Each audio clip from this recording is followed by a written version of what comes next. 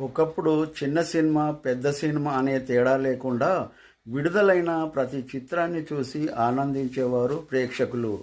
కానీ నేడు పేరున్న హీరో, పేరున్న డైరెక్టర్ కలిసి ఇక పాన్ ఇండియా లెవెల్లో సినిమాలు తీసి హైప్ తెచ్చి దాన్ని క్యాచ్ చేసుకుంటున్నారు. ఇక ఆ దెబ్బతో నేడు చిన్న హీరో, చిన్న నిర్మాత లేకుండా అయిపోయారు. వాళ్ళు ఏదో వచ్చి ఒక సినిమా చేయాలని ఉవ్విళ్ళూరి తీసిన దాన్ని చూసేవారే లేరు. దాంతో చిన్న నిర్మాత, చిన్న హీరోలు కనుమరుగైపోయారు. ఇక ఉన్నదల్లా పెద్ద హీరోలు, పెద్ద డైరెక్టర్లే. వాళ్ళు మామూలు అన్నం తినేవాడికి పలావ్ రుచి చూపించారు.